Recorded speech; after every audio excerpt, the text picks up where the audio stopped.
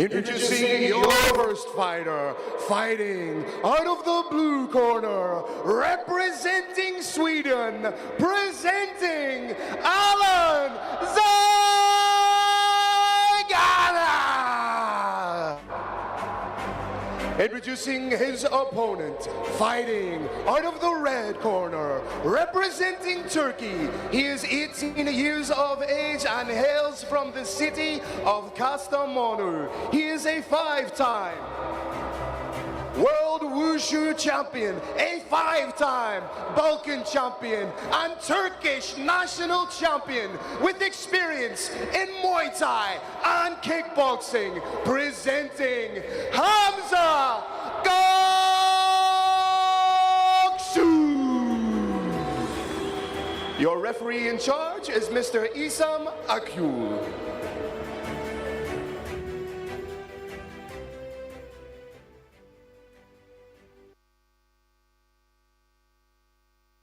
Зад Göksu от Турция, традиционно силната турска школа ще видим тази вечер. Имат няколко представители.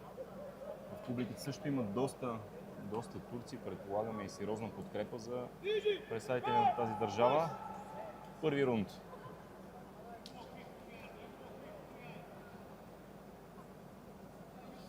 Настъпателно започва шведския състезател, веднага търси се баряне. Да видим решението на съдията, няма точка за тази атака. Доста агресивни и двамата, виждаме бързи размени, категорията е до 57 кг, много бързи състезатели, леки атлети, пъргави.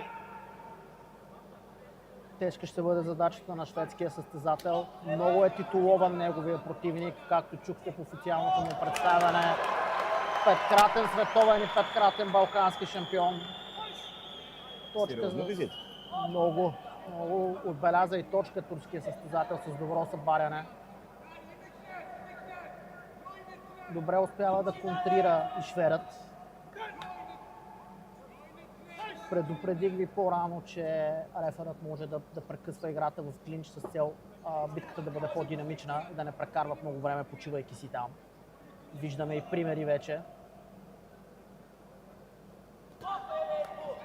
Продължава много добре да пресира шведският състезател, докато турският играе повече на контратака.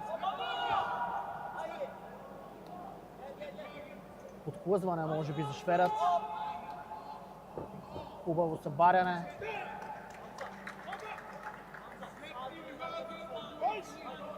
Опита да повлече шведа с него на пода, за да спаси точки. Второ хубаво събаряне, силен рунд за шведския състезател, успява да наложи темпото на играта.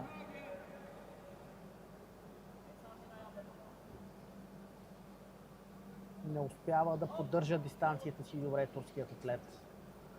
Виждате трето поредно влизане в предния крак. Класическо борческо влизане, много често ползвано в санда. Тежки атаки на турския състезател, две успешни ляво круше и десен рикник в тялото. Разменят колена в клинч. Като че ли шведския състезател напипа слабото място на успява да го турския притисне, представител. да. Чуваме и познатата ни от аматьорски състезания, силна турска агитка. Винаги и навсякъде гръмогласни. Сериозно подкрепят своите представители. Трябва да го отбележим това. Нещо интересно наблюдавахте тук, опит за събаряне от платформата. Това е нещо, което е характерно изцяло за санда и се точкува. В случая събарянето беше след команда на рефера, т.е. шведския състезател не даде точки за това. Хубава контра на атлета в червено. Крайна рунда. Крайна рунда, доста динамичен рунд. Да видим, ще започне ли рунда агресивно. Получава подкрепа от своите сънародници. Отново шведския състезател взима центъра на платформата, което е по-добрият подход да контролираш позицията, на която се случва в боя. Отново виждаме защитна игра на турският състезател. Добра контратака от негова страна.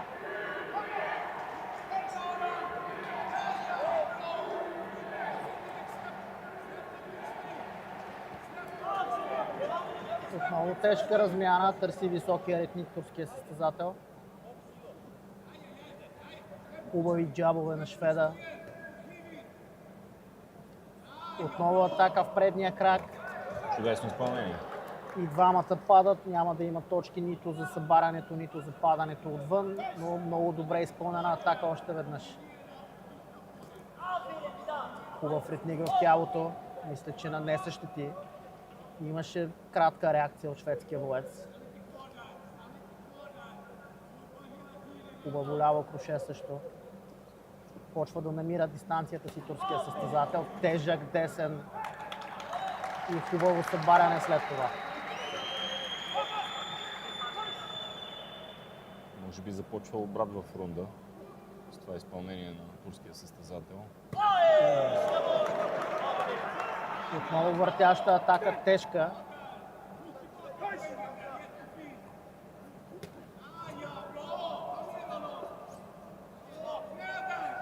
Ще ги раздели рефера. Атака след команда. Тежък ритник в главата. Търсеше го по-рано турския състезател. Успява да го намери.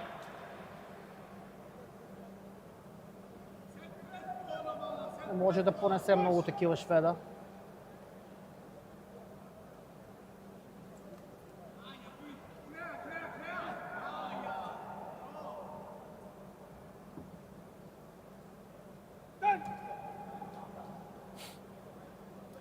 Че ли изпитва затруднение шведския състезател след доброто начало на рунда? Успява да намира главата му турският състезател, но въпреки ритника имаме изкарване от платформата.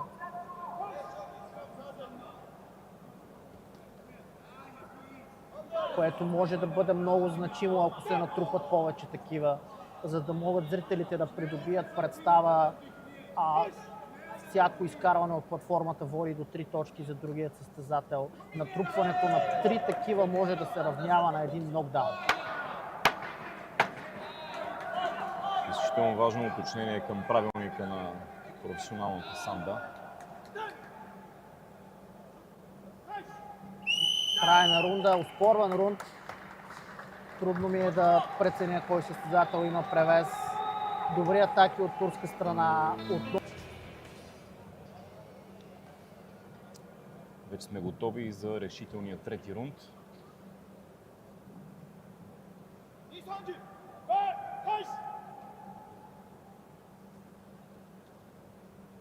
Отново заема центъра на платформата шведския състезател. Сигурна атака към кръка вече доказана, че работи. Хубаво събаряне, характерно за Санда. Чисто изпълнение, бързо.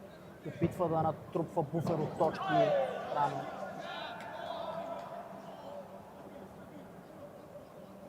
Хубава контра с ударите с ръце. Не успя да завърши хвърлянето си турският състезател.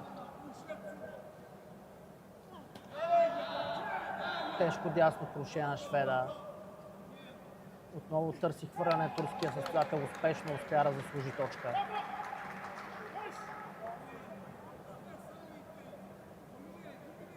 Жеста на съдията по-скоро отмени точката, или? Не. Жестът на съдията, който посочва състезател и събира двете длани заедно, дават 1 точка за другият състезател. Този, който посочва, е този, който губи точка. Наказание имахме тук за турския състезател.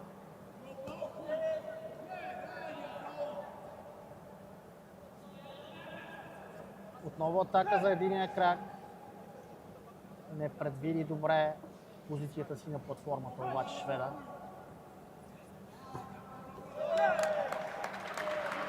Време беше да бъде контриран от турския състезател, опитвайки едно и също влизане в краката постоянно. Много отдалече заходи. Не го прикризат нищо. Хубав ляв прав. Добра преса. Търси високо хвърляне през чатала. Не успя.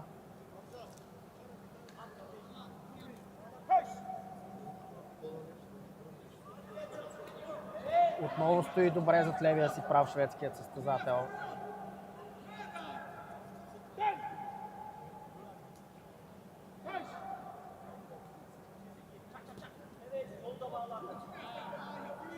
Размени Смениха по едно коляно в торса и двамата. Много работят в клинч.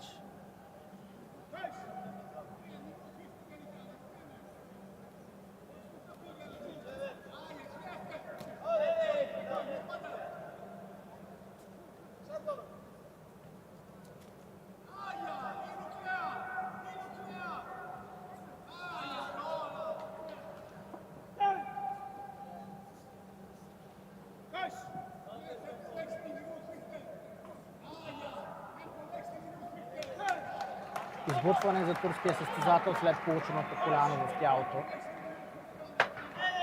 Пропуска високия ретник, пропусна и въртящия бекфист. Осъзнава, че времето свършва и използва по-агресивни атаки. Време е за съдийското решение. Ladies and gentlemen, after 3 rounds of action, we go to your judges' scorecards. Your judges have scored the bout in favor of your winner, fighting out of the red corner, Hamza Goksu. Please hold your applause for his opponent, Alan Zangana.